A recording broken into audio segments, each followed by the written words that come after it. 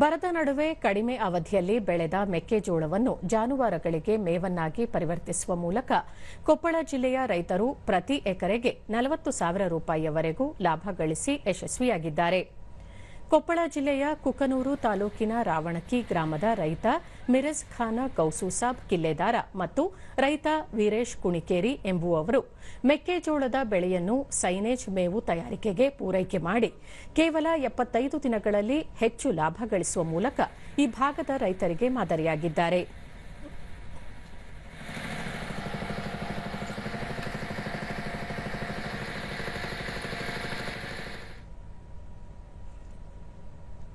ಈ ಕುರಿತು ಮಾಹಿತಿ ನೀಡಿದ ಮಿರಜ್ ಖಾನ ಗೌನೂಸಾಬ್ ಕಿಲ್ಲೆದಾರ, ಬರದಿಂದ ಕೊಳವೆ ಬಾವಿಯಲ್ಲಿ ನೀರಿನ ಮಟ್ಟ ಕಡಿಮೆಯಾಗಿದೆ.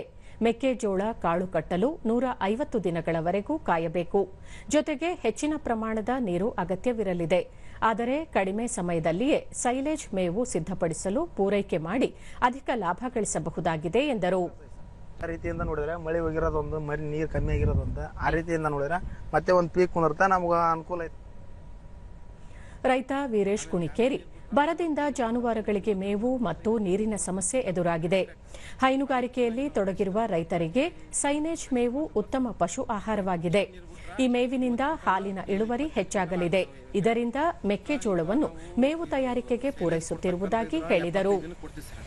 ಈಗ ನಾವು ಸೈಲೇಜ್ ಕೊಳ್ಳಿಲ್ಲಪ್ಪ ಅಂತಂದ್ರೆ ಫಾರ್ಮ್ ಮಾಡಿದ್ರೆ ಕೊಳ್ಳಿಲ್ಲ, ಏನು ಕೊಳ್ಳಿಲ್ಲ ಅಂದ್ರೆ 150 ದಿನ ಸರ್, 5 ತಿಂಗಳು ಬೇಕು ಸರ್. ಎಲ್ಲ ನಮ್ಮ ರಾಶಿಯಾಗಿ ಎಲ್ಲ ಕಂಪ್ಲೀಟ್ ಆಗಕ್ಕೆ 5 ತಿಂಗಳು ಬೇಕು ಸರ್. ಮೇವು ತಯಾರಕ ವೀರೇಶ್ ಹಿರೇಮಠ, ಪ್ರಸಕ್ತ ವರ್ಷ ಬರದಿಂದ ಜಾನುವಾರುಗಳಿಗೆ ಮೇವು ಮತ್ತು ನೀರಿನ ಕೊರತೆ ಇದೆ. ಇದರ ನಡುವೆಯೂ ರೈತರು ಮೆಕ್ಕೆಜೋಳದ ಮೇವು ಬೆಳೆದು ಕಡಿಮೆ ಬಂಡವಾಳದಲ್ಲಿ ಹೆಚ್ಚಿನ ಲಾಭ ಗಳಿಸುತ್ತಿದ್ದಾರೆ ಎಂದರು. ಪ್ಯಾಕಿಂಗ್ ಮಾಡಿ ಕಳಿಸ್ತೀವಿ ಸರ್. ಲೂಸ್ ಬೇಕಂದ್ರೆ ಲೂಸ್ನು ಕೊಡ್ತೀವಿ, ಪ್ಯಾಕಿಂಗ್ ಬೇಕಂದ್ರೆ ಪ್ಯಾಕಿಂಗ್ನು ಕೊಡ್ತೀವಿ ಸರ್.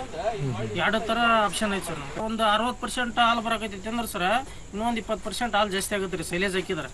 ಯಾಕಂದ್ರೆ ಅದ್ರಾಗ ಹಾಲುಗಳು ಇರೋದ್ರಲ್ಲಿದ್ದ ಸರ್ ಅದು ಜಾಸ್ತಿ ಆಗುತ್ತೆ ಸರ್. ಪಶುಪಾಲನೆ ಇಲಾಖೆ ಸಹಾಯಕ ನಿರ್ದೇಶಕ ಡಾಕ್ಟರ್ ವಿನೋದ್ ಕುಮಾರ್ ದಿವಟರ್, ಬರಗಾಲದಲ್ಲಿ ಮೆಕ್ಕೆಜೋಳದ ಬೆಳೆ ಫಸಲು ಬರುವವರೆಗೂ ಉಳಿಸಿಕೊಳ್ಳುವುದು ರೈತರಿಗೆ ಹರಸಾಹಸವಾಗಿದೆ. ಮಳೆ ಕೊರತೆಯಿಂದ ಅಂತರ್ಜಲ ಮಟ್ಟ ಕುಸಿದಿದ್ದು ಕಡಿಮೆ ನೀರಿನಲ್ಲಿ ಮೆಕ್ಕೆಜೋಳ ಬೆಳೆದು ಸೈಲೇಜ್ ಮೇವು ತಯಾರಿಸಲು ಮುಂದಾಗಿದ್ದಾರೆ. ಇದರಿಂದ ಹೂಡಿಕೆಗಿಂತ ಹೆಚ್ಚು ಲಾಭ ಗಳಿಸಲು ನೆರವಾಗಿದೆ ಎಂದು ತಿಳಿಸಿದರು.